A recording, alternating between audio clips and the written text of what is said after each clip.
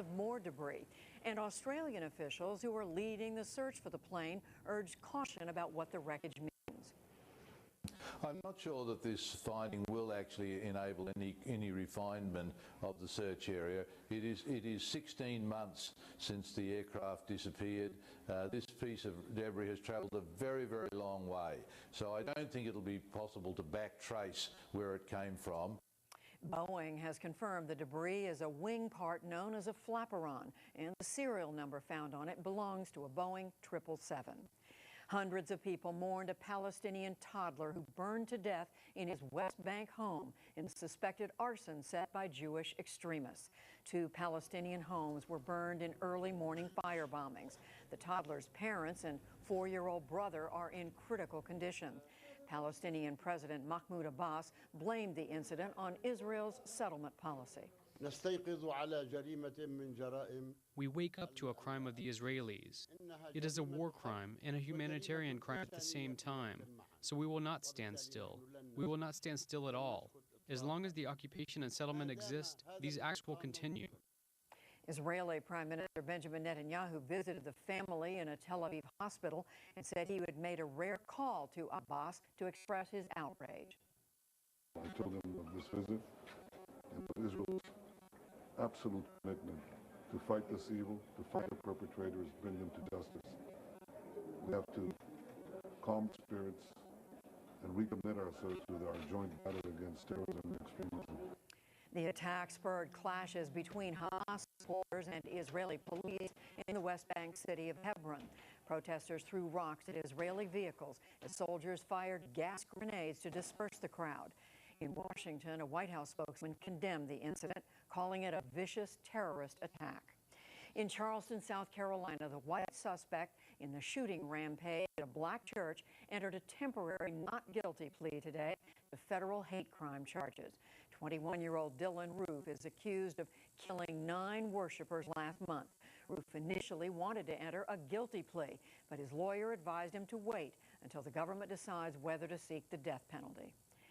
The number of homicides in Baltimore soared to a level not seen in more than 4 decades.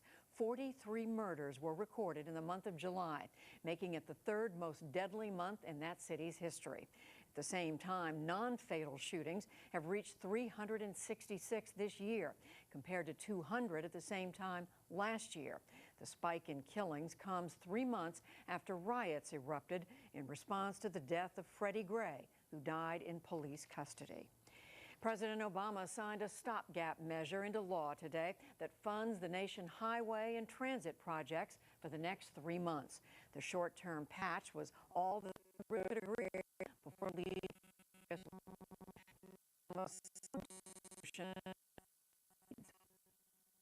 Keep on by the seat of our pants, 3 months at a time. It's just not how the greatest country on earth should be doing its business. I guarantee you, this is not how China, Germany, other countries around the world, other big, powerful countries around the world handle their infrastructure.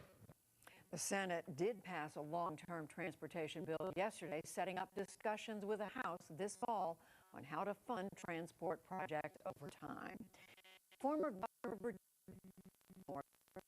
15th Republican to enter the race for president. He explained why he's running in such a crowded field in a video released on YouTube. I've been looking for someone to enter the race committed to my belief that America's economic and national security is increasingly at risk. But I haven't seen a response from anyone that makes me certain about their knowledge or solutions to the threats facing our nation. I do not seek the presidency because I want to be something. I seek it because I want to do something for America. Gilmore served as Virginia's governor from 1998 to 2002, and he launched a brief presidential bid in 2008. Wall Street posted small losses today. The Dow Jones Industrial Average lost 56 points to close at 17,689. The NASDAQ fell less than a point, and the S&P 500 dropped more than 4 points. For the week, the Dow and NASDAQ each gained nearly 1%, and the S&P added 1.2%. Despite its lack of natural snow, China's capital city won the right to host the Winter 2022 Olympics today. The announcement came during an elaborate ceremony in Kuala Lumpur, Malaysia. The International Olympic Committee picked Beijing over Almaty, Kazakhstan. Beijing will be the first city to host both the Summer and Winter Olympics. Still to come on the NewsHour, a promising trial for an Ebola vaccine, a prison to college pipeline, opening doors to higher ed for inmates, and much more.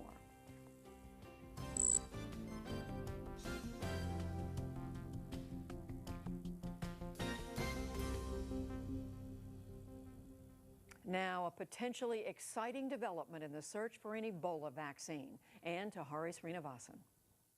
Results of a clinical trial conducted in the West African country of Guinea and published today in the medical journal Lancet found an experimental vaccine was 75 to 100% effective in blocking new infections of the Ebola virus. The trial involved more than 7,000 people, over 3,500 of whom were vaccinated.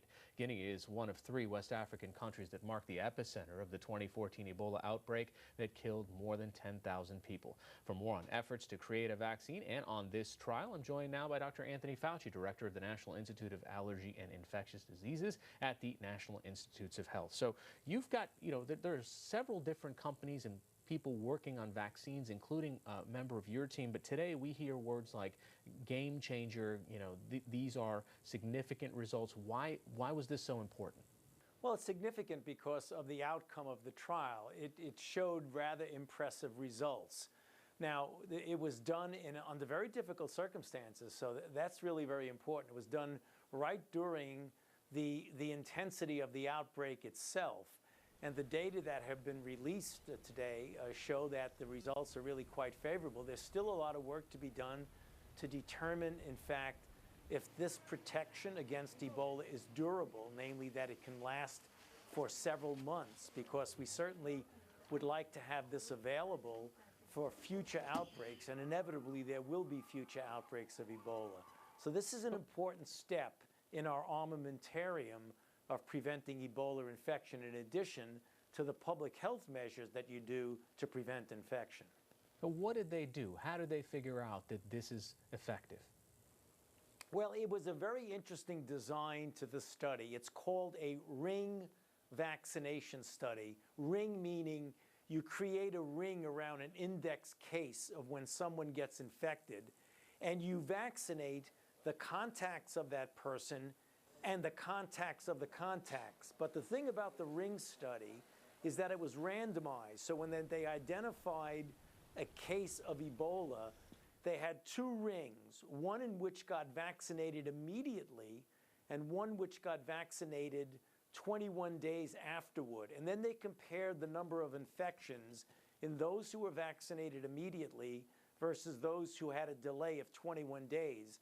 And the results were rather impressive, because the number of Ebola infections in the people who were vaccinated immediately was 0, and the number of infections for those who had vaccination on a delayed basis was 17. Now, relatively speaking, this is an interim analysis of results, but it's still rather impressive. Now we're going to have to look at the details of the data to really delve into what it means. But having said that, it's important that the results came out this way. This is, you alluded to this earlier, this is in the middle of an epidemic. I mean, this isn't our kind of definition of a gold standard of a clinical trial where you give some people the medicine and some people a placebo, because I would imagine it's almost unethical to not give someone a medication when you see people dying within days of having the virus. Well, I wouldn't say it's unethical, but it's difficult to do in situations like that. But if you don't know what works and you do a controlled trial, then you get informed consent about how you're going to do the trial, and then it really is quite ethical. So, but I think that this design was an interesting, novel design. It's fashioned after the design of how we approach smallpox and the elimination of smallpox. It was a creative design that was done under difficult circumstances. And, when people think of vaccines, they also think of things that actually have the virus in it. Did this vaccine have Ebola in it? No, it did not. It had a protein of Ebola. So let me explain what it is. A virus was used called vesicular stomatitis virus, which is a virus that infects animals. It rarely infects humans. And what the virus was is you took one gene of Ebola and inserted it into this other virus, and then injected this other virus into the vaccine recipients. Once it got into them, it started making the Ebola protein. So none of the individuals got the Ebola virus itself. They got the protein of Ebola that was given to them through this vector or this carrier virus. All right, Dr. Anthony Fauci from the National Institutes of Health. Thanks so much for joining us. Good to be with you.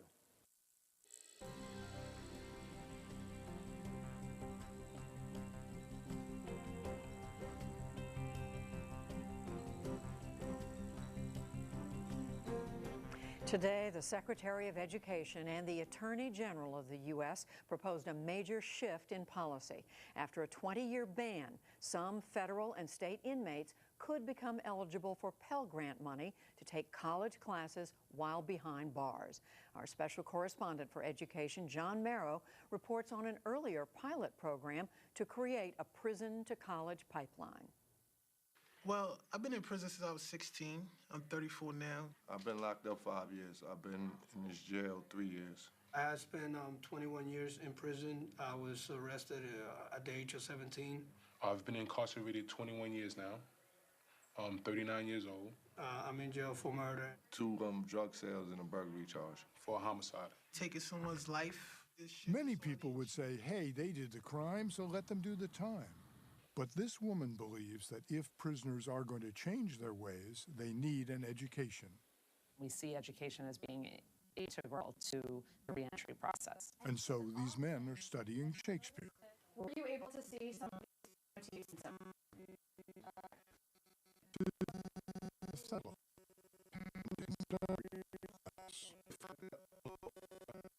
He's in a higher prestige life because he feels like he's.